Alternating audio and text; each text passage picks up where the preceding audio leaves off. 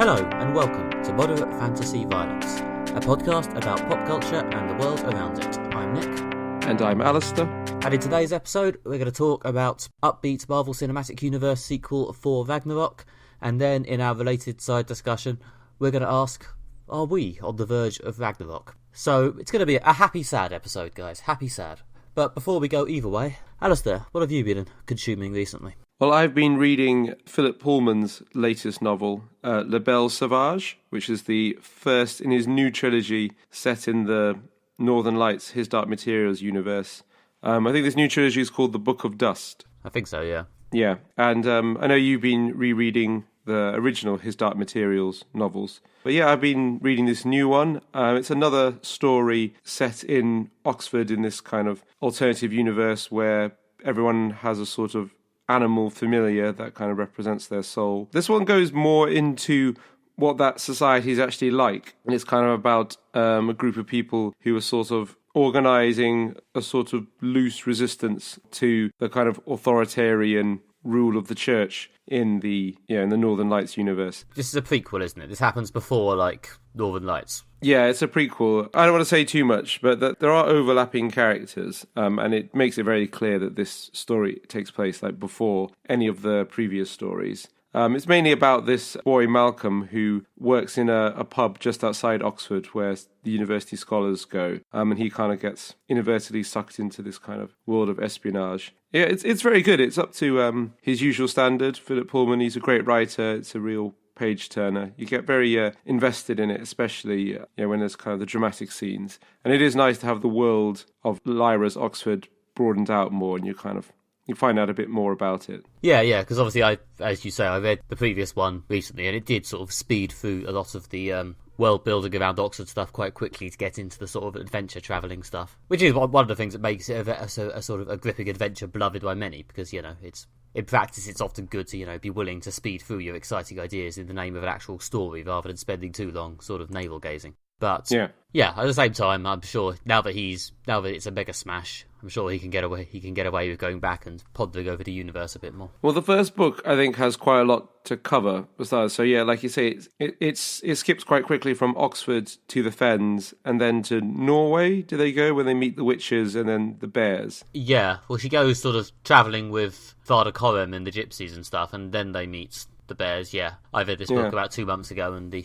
heavy detail of it is already starting to slip my mind, which is just depressing. But yeah, it's something like that. It does leave actual Oxford quite quickly. Yeah, well, this one is set very much in and around the Oxford area. It's more about what life is like also for an everyday person in this world, rather than the chosen one narrative or people off on this kind of epic globe-trotting adventure. It's more about kind of everyday life and how that people's everyday lives rub up against the kind of authoritarian power of the church. And is this His Dark Materials but not for kids anymore? Is there some adult content, as we were discussing this time, or I think I read that somewhere. Yeah, it is much more adult. I was actually reading it thinking, would you give this to a kid? I mean, maybe it's more YA, I don't know, aimed at kind of middle and older teenagers than kids. I mean, there's certainly swearing. There's a few fucks, which caught me by surprise, just as we can now say fucking Star Trek. We can also apparently now say fucking Philip Pullman novels. So all the barriers are coming down. But yeah, and there's some quite gruesome bits and things like that. There's a few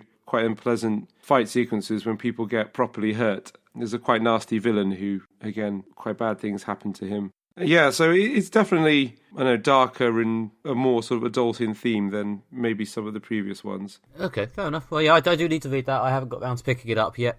I will admit, largely because of my stinginess about paying full price for new hardbacks, but I really do need to read it, so at the worst, I suspect it'll go on the Christmas list. I'd recommend it.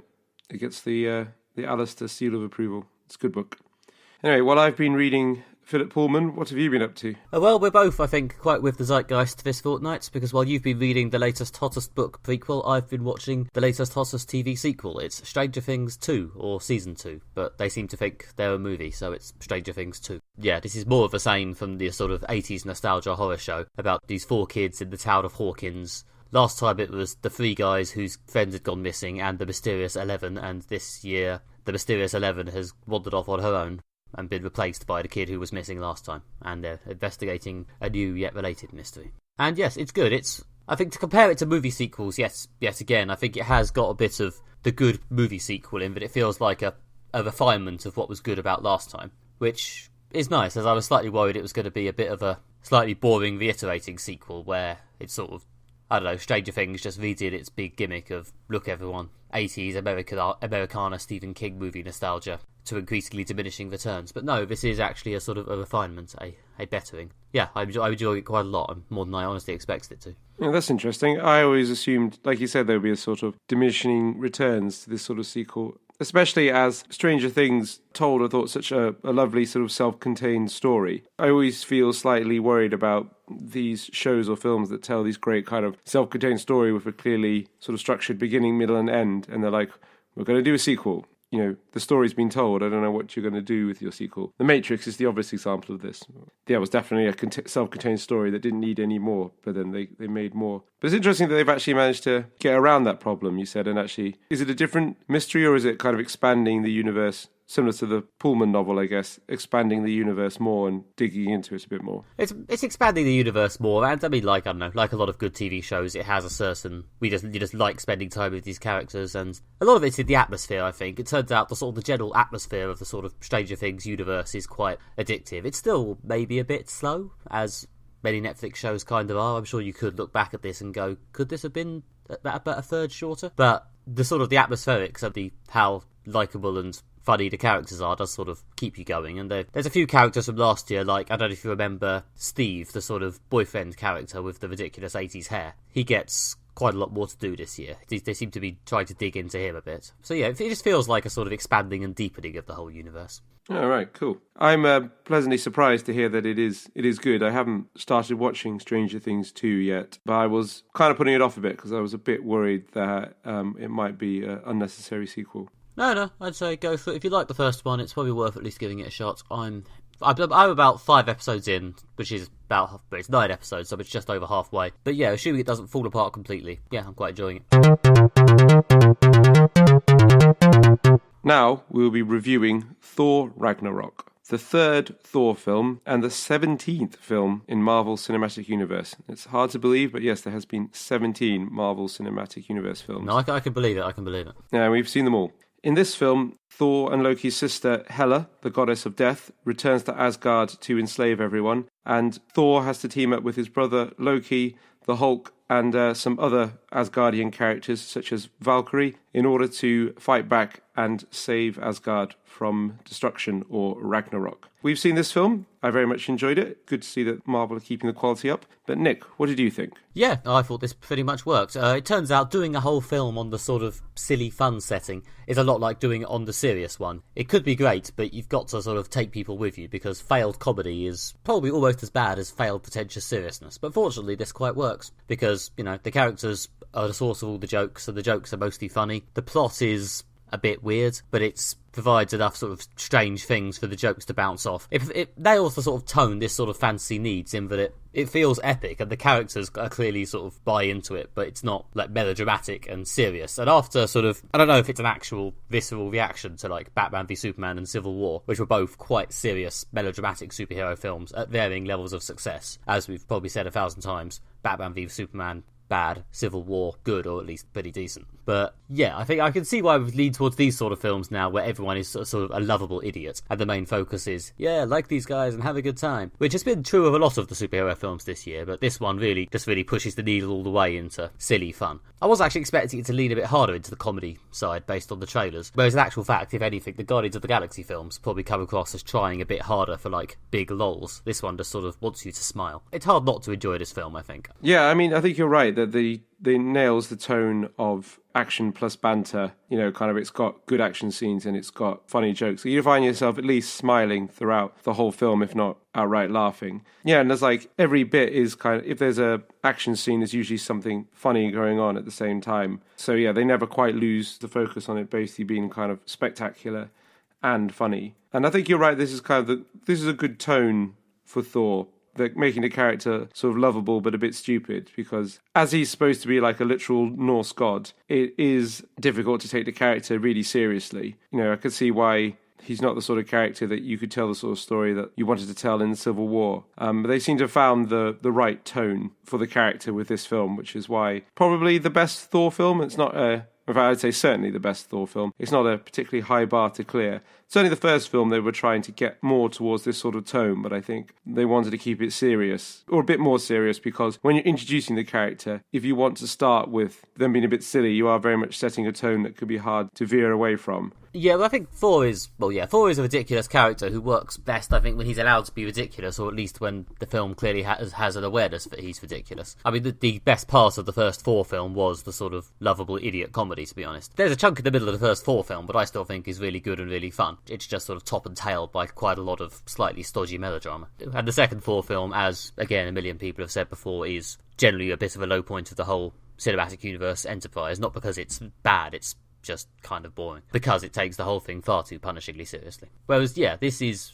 about right. I mean, I'm curious whether this is going to polarise some of the hardcore fan audiences in a similar way to Iron Man 3, in that it arguably doesn't take many of the characters all that seriously, especially like Thor and Hulk, and, you know, some people might want a more serious, meaningful, epic adventure, but to be honest, I don't know. I feel like the mythology of Thor is so ridiculous, but you can sort of let them get away with that. It helps that Chris Hemsworth, I think... I swear to God, you've been quite mean about Chris Hemsworth in the past. I've always quite liked him, but I think now that they're playing Thor as, again, a lovable idiot, I feel like Chris Hemsworth has really hit his stride with it. Yeah, I think he's very good in this film. I think he's certainly also, like, matured into the part. I think especially in the second film, they tried to have some big emotional moments, like the death of his mother, that fell quite flat. I mean, one of the criticisms I would have about this film is that in this film there's I don't think this is a spoiler because it is probably about the first 20 minutes, but if you are chronically averse to spoilers for Thor Ragnarok, maybe skip ahead. But quite early in the film, you have the death of Odin, which is, again, a bit emotionally flat. It's very much kind of like, Odin's old,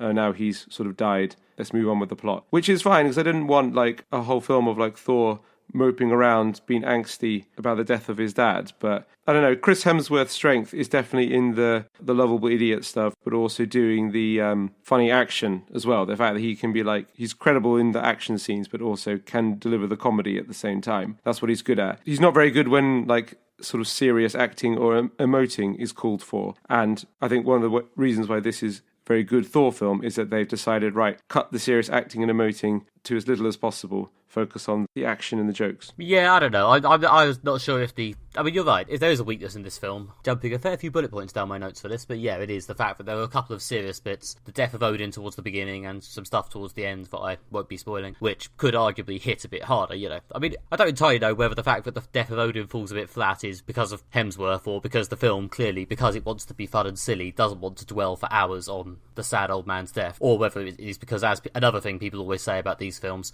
is it me or is Anthony Hopkins phoning it in a bit? Yeah. Although, yeah, one thing about Anthony Hopkins is that there's a bit, again, very early on in the film, so hopefully this isn't a spoiler. They're picking up from the end of Thor 2 when Loki has disguised himself as Odin. And I thought, actually, Anthony Hopkins being Loki disguised as Odin was actually very funny. It goes to show the guy could act. But when he goes back to being Odin, then he's very much kind of, well, he's wasted on this film. Well, yeah, I mean, there is an extent to which his role in this film is to turn up just to be removed from it. So I'm sure many will take that as a sign that either he didn't want to do it anymore, or the franchise couldn't really think of much more to do with him. But yeah, I think a lot of this film is the knockabout fun, and especially when it gets to the section in the sort of gladiatorial combat section when the Hulk turns up. I think it is pretty much grade A. Ridiculous, enjoyable, silly film from beginning to end. The physical comedy, the people being thrown through things, Loki being undercut and embarrassed. I like how Tom Hiddleston's Loki, for a while, felt like he was going to be like a serious character who somehow dominated the franchise, but now he is kind of just here being a bit slimy and arguably at times a bit crap. It is just quite funny. Again, might annoy people who really want him to be taken heart-stoppingly seriously, but I thought he was really good in this. Yeah, he's been consistently good throughout all of the Thor and Avengers films. I think because Tom Hiddleston is a very good actor, and Loki's also sort of nice kind of meaty part that actors can get their teeth into. Loki himself is always performing. He's always trying to trick people, you know, subvert their attention. So it's a good, complex part for a good actor to get into. I mean, I think we said before, it's harder to be the straight hero because there's sometimes less nuance. That's why, like, one of my rules, I think, for action movies is get your best actor and cast them as the villain, because, again, they can kind of ham it up a bit and it works. And also villains sometimes have like better, more complex emotional arcs, whereas heroes are usually just the straight hero. And that's one of the reasons why Tom Hiddleston has kind of been consistently good, and one of the best bits certainly of Thor Dark World, and consistently good throughout the Thor films. Also on that note, Cate Blanchett, excellent as the villain in this film. But she was, very good, sinister presence. Goes to show she is, again, one of the big, most talented actresses around today. Oh yeah, but she's clearly having a great time. I mean, it's arguably a bit panto, but it's a Thor villain. It's the goddess of death in a Thor film. If you can't play this a bit panto, then I don't know, when can you play panto? She's just camps it up, and it's great. Yeah, but it totally works because again, she can do it well. She's got the acting chops to actually make it kind of believable in the kind of within the ridiculous premise. There's a fine line between camping it up and being panto in a sort of believable way within the context, and also kind of not getting the tone right. It's quite a difficult line to walk, which is why I think she does very well with it. To our American listeners, panto is pantomime. It's a sort of camp form of children's theatre that takes place at Christmas. You might have to just Google it. It's quite hard to explain in a few seconds. But yeah, she is definitely good. She is among the better Marvel villains. Certainly another film which is managing to at least somewhat move past some of the faults of Marvel films which people keep pointing out, one of which is the slightly flat villains. And yeah, I think Cate Blanchett's Hela can go on the pile with Michael Keaton's Vulture as pretty good latter stage Marvel villains. Yeah, I would certainly agree with that. And again, I'm not going to spoil the ending, but I do think this is another Marvel film that actually does a pretty good job of its ending. I don't just feel like I'm watching CGI shapes swirl before my eyes forever. It does feel like it has a good narrative and a good shape and a good actual emotional build to a natural point and then stops. I mean, that was the criticism we had of Wonder Woman and Guardians 2, which was that as good as they are, they do kind of end with a kind of just like shapes smashing into each other, and the kind of emotion kind of goes out the window a bit. Guardians 2 pulls it in a bit more. But I think like this film, Thor 3 and Spider-Man Homecoming have like much better executed endings. They avoid the kind of action blockbuster trap of just falling into this kind of enormous special effects wank off as things like just bright coloured things that kind of crash into each other. So yeah, it's good villain and good ending, thus avoiding some of the key sort of Marvel film traps. The jokes are actually funny. So yeah, again, this puts it at the higher end of the Marvel film scale sort of already. It sort of helps, I think, that they get it down to quite a nice little ensemble, whereas a lot of the previous Thor films do sometimes seem to be juggling about 50,000 characters at once. I mean, again, you could say that of a lot of recent Marvel films, I suppose, your sort of more Avengers-y ones. But Thor Ragnarok boils it down nicely to this sort of core team of Thor, Hulk. I should talk about Hulk more, and I'll do it in a second. Loki and Tessa Thompson's Valkyrie, who is an excellent character here, and a very good addition who I hope they'll bring back for later films, because the previous Thor films had Sif as the sort of female warrior character, and she was, to be honest, although the actress had a lot of presence, she was quite underserved, whereas I think they've done quite well with Valkyrie here. I think Tessa Thompson's amazing. She's really good in this film, and I think she's a real talent to keep an eye on. She could be like a huge star. She's got some absolutely great parts, on her CV. She was in Veronica Mars. It's a great show. She was in the new Creed film, the newest sort of iteration of the Rocky franchise, taking that in a new direction. She was really good in that film. She was also in a great film called Dear White People, which is dealing with racial politics on an American university campus. There's also now a TV version of that, which I think also has Tessa Thompson in it, both of which on Netflix, and I highly recommend that. So yeah, my point is that she's great in this film, and she's just generally great in everything she's in, so do keep an eye on her, especially for the future. Yeah, but this film gives her a lot of sort of spiky personality, whereas it's quite easy to write, as indeed they said they did with sort of Sif in earlier Thor films, to write a slightly generic, badass female warrior character. I think Tessa Thompson as Valkyrie in this is pretty great, and I think there were a few bits where she slightly flirts with Thor, but there's not really any effort to do much love interest stuff at all in this film, which I'm always in favour of just not bothering with the love interest stuff if you don't have anything particularly to say with it, so fair enough. This film has enough going on without also a love interest storyline. But there are quite a lot of, at times, impressively funny/smutty jokes about sex thrown in throughout this film. I don't know if there's an award for a Marvel film with most slightly smutty jokes about orgies, but this is probably going to win it. That is very funny, though. I mean, the best bit of the film is the middle Act 2, which does actually take up the majority of the film. It's kind of, the middle hour, I guess, when after Thor's been sort of thrown out of Asgard and he's trapped on this sort of garbage planet where all the rubbish in the universe ends up fighting in a gladiatorial arena. And the whole planet's ruled over by Jeff Goldblum, who I didn't realise his character is the brother of the Collector, character played by Benicio del Toro in Guardians of the Galaxy Volume 1. But he's Jeff Goldblum again, absolutely great, a real talent. Yeah, Jeff Goldblum is talented, yes. He's very good, and he's very funny in this film. But yeah, that whole kind of middle bit of the film is kind of the best bit, when they put together that ensemble. You've got all the different character dynamics bouncing off each other. You've got Thor and the Valkyrie, Loki and Thor, and you're just waiting for the moment when Loki's going to try and betray Thor again. And obviously Mark Ruffalo turns up reprising the Hulk for the sort of longest time we've seen the Hulk, really,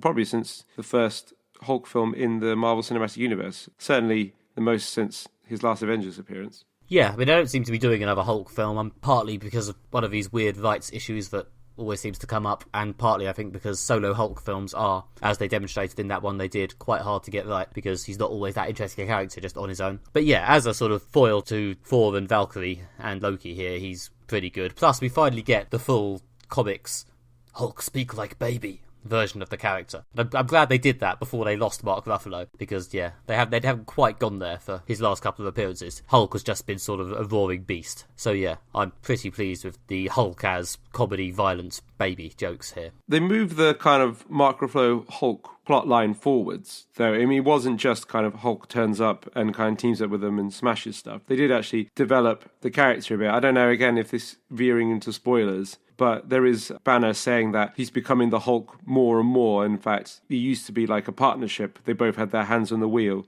but now the Hulk is taking over. So there is progression with the character. They don't appear to be doing another Hulk solo film as we've discussed, but I think if they did do another Hulk solo film, then that would be the kind of character dynamic they would be exploring. Like, the first film is about how he became the Hulk, and this hypothetical new Hulk film would be about how Banner is losing control to the Beast. And, they obviously looks like they're not going to do that, but they did take this film as an opportunity to move the plot line of Banner and the Hulk forwards, which was nice to see the character there as more than just he turns up and smashes some stuff, that there is actually progression of that character. I mean there is even, some shout-outs, or shouts back, I guess, to the not always that popular Hulk Black Widow love story from Avengers Age of Ultron. So, say what you will, at least they went there with the continuity. Unlike some previous Marvel things where they have kind of just decided to ignore unpopular, or was that a good idea, bits of continuity. So the Natalie Portman love interest for Thor seems to have... Although she does get written out in like one line in this film, I think. So yeah, to be fair, much as this film does play slightly jokily with the characters, it does also do some degree of lifting on the continuity. So maybe that'll placate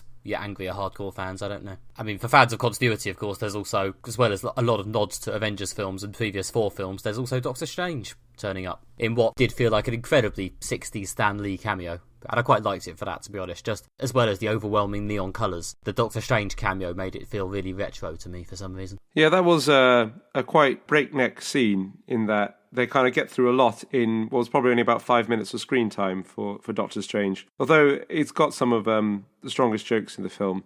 So there's some very good physical comedy involving Thor and Loki, to a lesser extent, being powerful brutes out of control in what is a very fragile world of Doctor Strange. Obviously, hammers and glass don't go well together. Yeah, I mean, it's a good way of bringing the character in and giving him a little bit to work through. It gives you a little taste of the tone of his film, I guess, with some of the sort of more trippy world chipping on its side, objects moving strangely stuff, and then it just sort of moves on, rather than giving him a whole bit to show off in.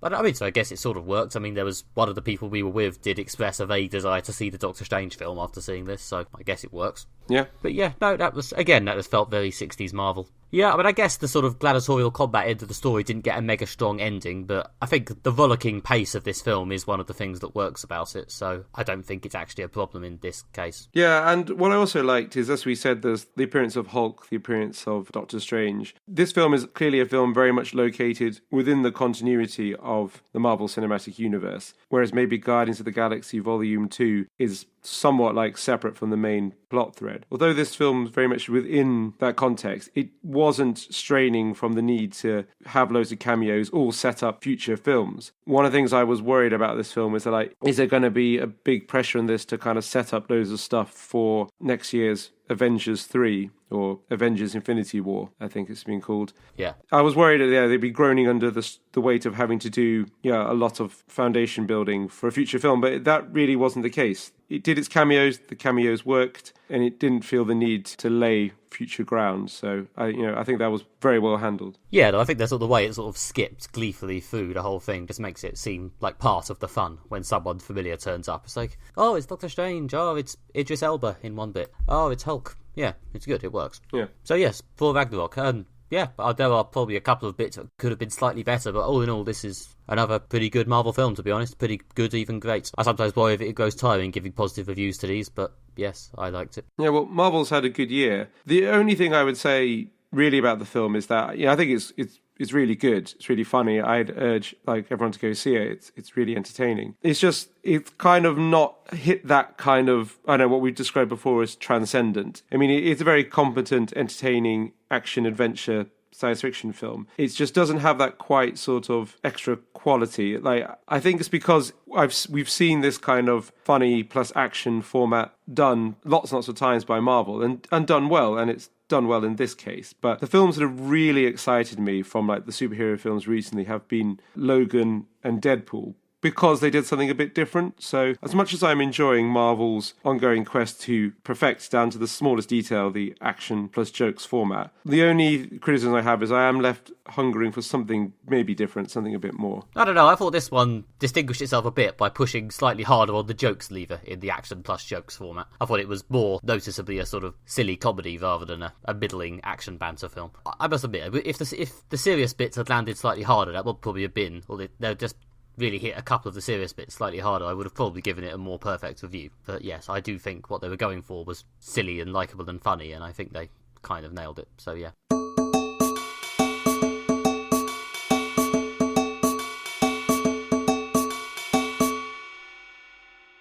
Next, we will be discussing if we are on the verge of Ragnarok. Ragnarok being the end of the world in Norse mythology. Between the looming threat of nuclear war with North Korea or environmental devastation, it's easy to think that we're living in the end times. So, Nick, do you think this is the end of the world? Well, the jokes have certainly been coming thick and fast about us being close to the apocalypse. I mean, I'm pretty sure we've made some of them on this podcast. I know I have. And yeah, it's hard not to have the feeling. I mean, as you say, between Trump and nuclear weapons on one side and the fact that climate change has been annoyingly easy to see actually happening. I don't know, I think a lot of it might just be a sort of manifestation, a lot of the way people talk about this might just be a manifestation of the sense of general uncertainty, the worry that everything, after a long period where everything seemed quite calm. I mean, we were both born in around the mid-80s. We therefore, a lot of the period where we came to age and slacked our way through university, things did seem quite quiet. I mean, even immediately post 9/11, the British political situation didn't entirely kick off for a bit after that. So things just, the sense that the universe is slightly off kilter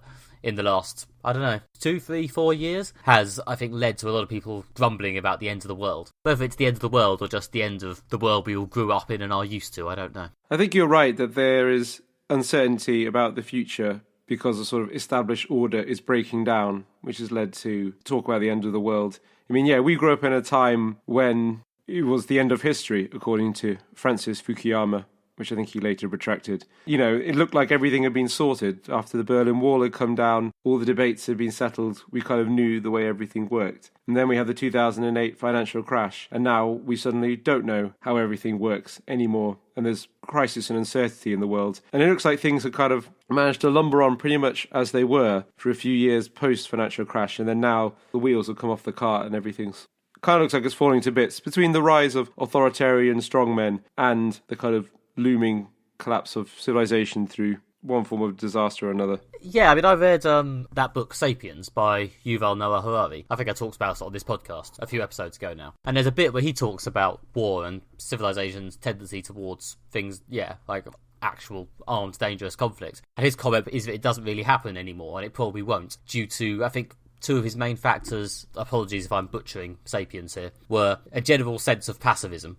People just don't want conflicts anymore. And, of course, I guess what people call mutually assured destruction. The knowledge that if we did go into another full-bore conflict, there was a good chance it would not just result in mass World War-style death, but possibly the end of the species or the end of civilization as we know it. And, therefore, that's why we generally don't, as you say, have conflict or have controversial international standoffs anymore. Things tend to we've reached sort of the end of history where everyone just lives quietly. Although I think that's kind of a lot of what he's saying, and possibly a lot of what we'll say during this segment is probably a very sort of Western developed world centric point of view, isn't it? I mean, I'm sure us sitting here in our comfy desk chairs recording our podcast on our lovely Skype connection, our luxurious, never-failing Skype connection, I'm sure there are people in parts of the world, I imagine, who would comment that they haven't noticed that all conflict and suffering has ended and history is now over and nothing ever goes wrong. Well, there is certainly that. There is definitely conflict around the world. And I think one of the reasons why there's a sense of conflicts are brewing and there's kind of maybe even leading to the end of the world is that we are much more aware of conflicts going on in other parts of the world now than we were in the past. So we've got 24-hour news, we've got the internet bringing us enormous quantities of content. There's an appetite and a need for knowledge about the rest of the world, and globalization and communication technology has made the world smaller and easier to navigate. So in the past, you could think the whole world was at peace if there's no conflict in your small corner of it. But now there's no escaping knowledge of where the conflicts are in the world. I mean, there's wars in Syria and Iraq. There's brewing conflict in the South China Sea. There's a war in Yemen. But we're aware of these things because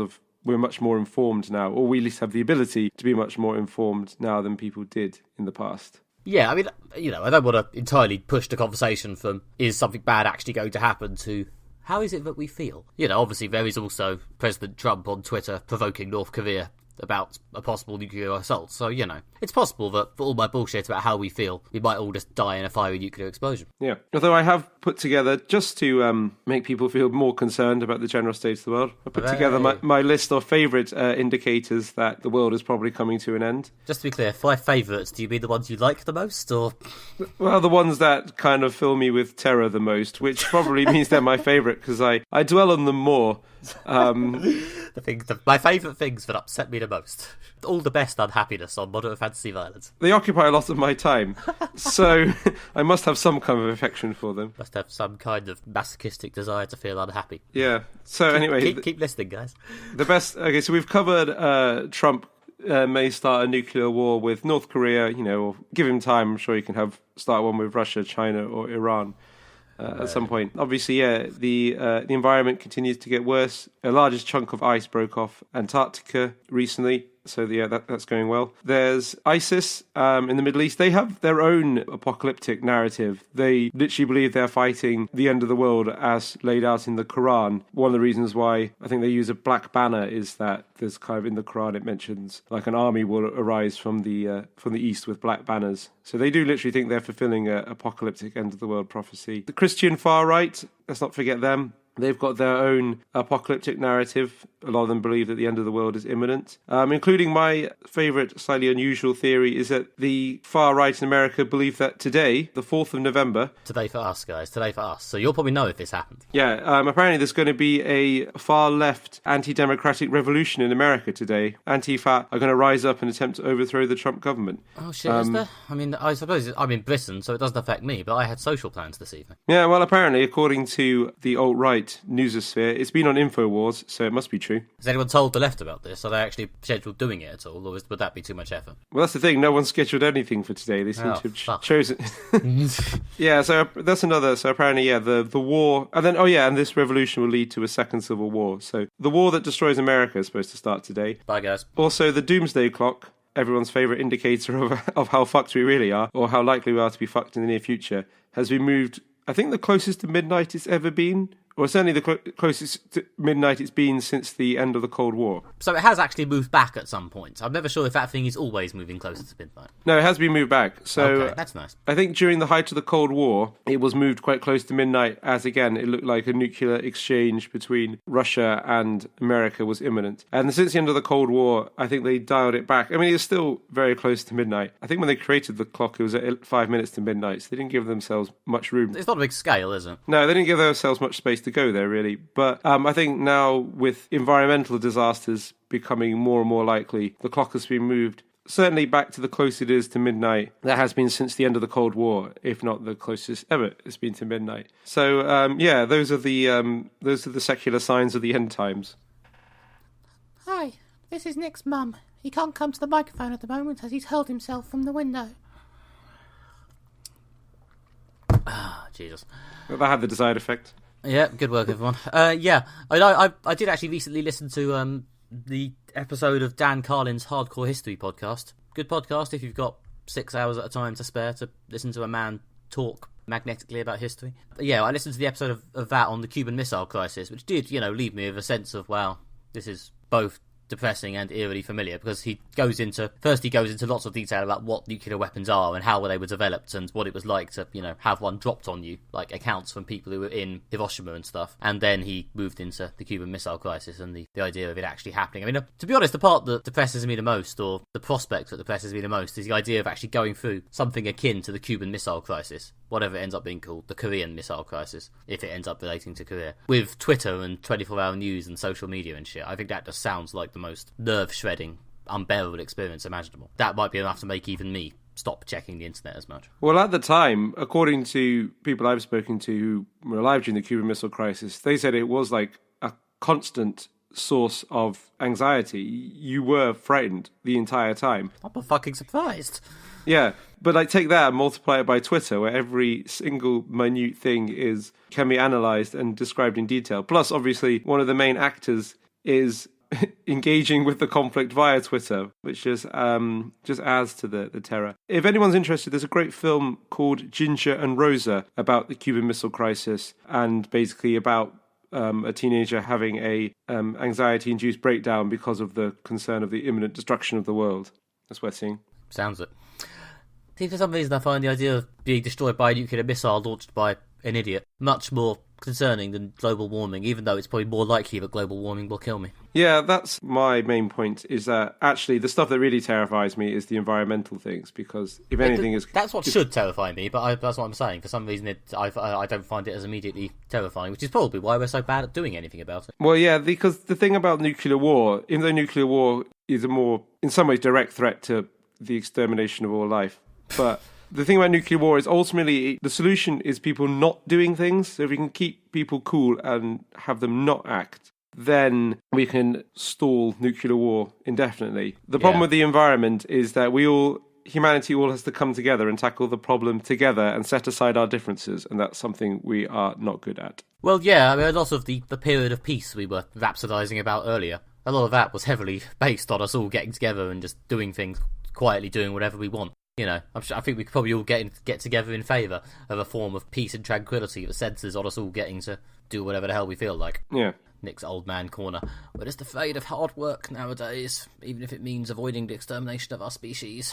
People nowadays, us nowadays, me nowadays, no respect. Etc.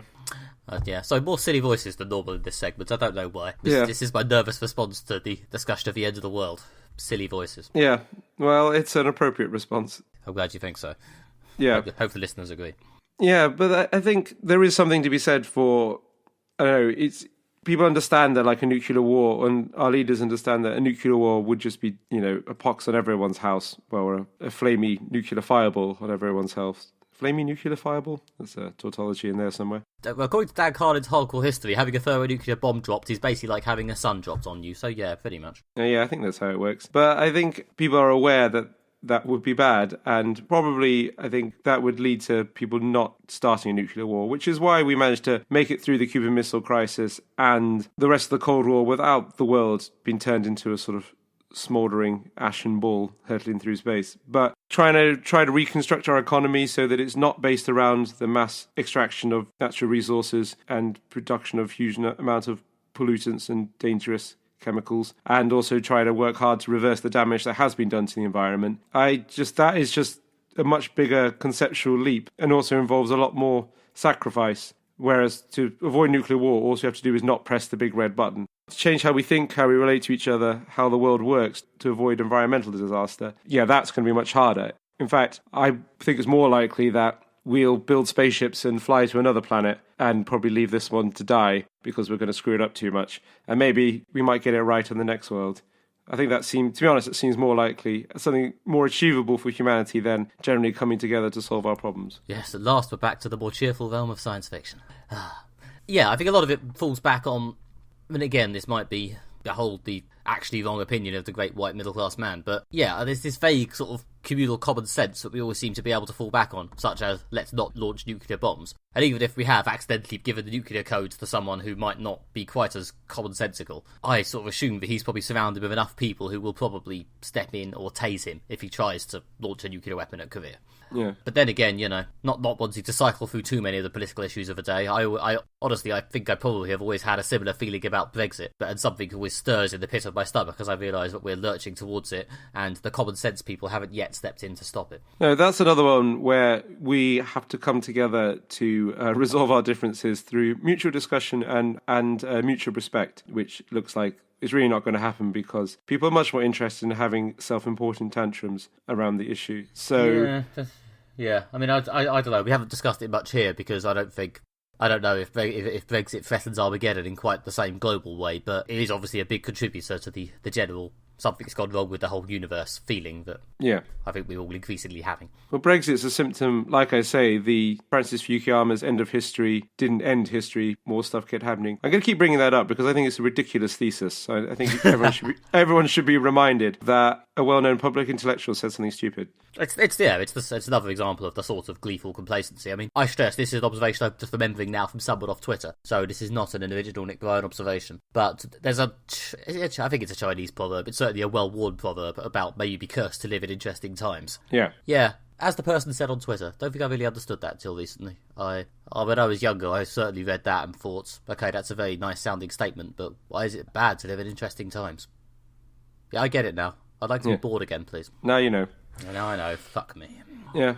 The Brexit, as you say, is like a symptom of the fact that the established order that we thought was the solution to all of our problems has broken down because it wasn't the solution to all our problems. It was just one phase of history. We went through like a peaceful period, just as, after all the wars that established the Roman Empire, they had a period of peace. And then their civilization slowly broke apart and collapsed under the sort of weight of its own internal problems. And maybe we're doing the same. So, I don't know, economic collapse, general social breakdown, environmental destruction, nuclear war, apocalyptic religious movements from, take your choice of religion. Yeah, choose the end of the world that suits you. They all seem to be on the cards right now. Hopefully it won't end in the next 2 weeks, as I think it would be nice for us to get to episode 50. Well, I'm looking forward to Star Wars, so if the end of the world could hang off until then, that'd be great. I like to think that if the end of the world became definite, people would just release these films for us, but, they probably wouldn't really have time to actually do it. Anyway, it's good to see we've got back onto what really matters.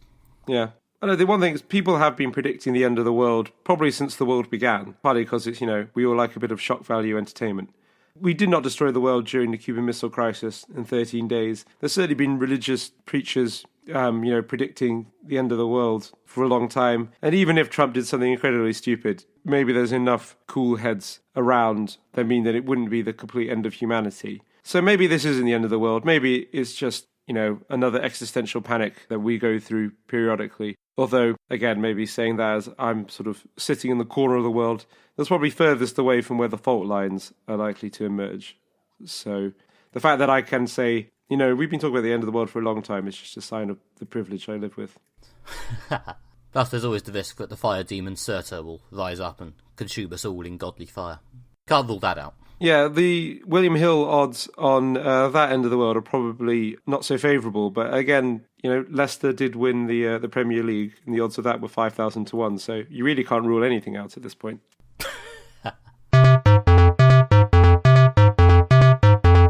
Okay, and on that cheerful note, we're going to terminate this episode before we say something worse. Yep, thank you for listening to Moderate Fantasy Violence. If you've somehow enjoyed this episode, then leave us a review on iTunes. 5 stars, please. Maximum apocalypse. Or go to our website, where you can see various articles and deleted scenes and past episodes, all of which were more cheerful than that one. You can also follow us on social media. If you go to Twitter, we are at MFV Podcast, or you can go on Facebook and search for Moderate Fantasy Violence, and you'll see our purple logo, and you can like us there.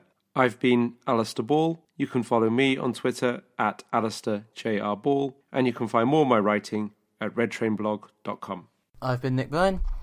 You can find more from me at nickbryan.com or at @nickmb on Twitter. I have, as I think I said last time, finally started posting some comics. Those are at comics.nickbryan.com, or go to nickbryan.com and there's a link, or indeed go to my Twitter and there's a link. So yeah, enjoy. There's a new one about a lizard soldier, which I'm quite proud of, which should be up by the time this podcast goes, which has art by an excellent actual artist. And there's also a stock photo comic about geese, which, the internet being the internet, seems to be doing quite well. Anyway, yep, that is us for this fortnight. We'll be back in a couple of weeks, apocalypse notwithstanding, to record our historic 50th episode. And to celebrate this landmark, we'll be talking about Justice League, a film I expect to be okay at best. See you soon for that. Bye.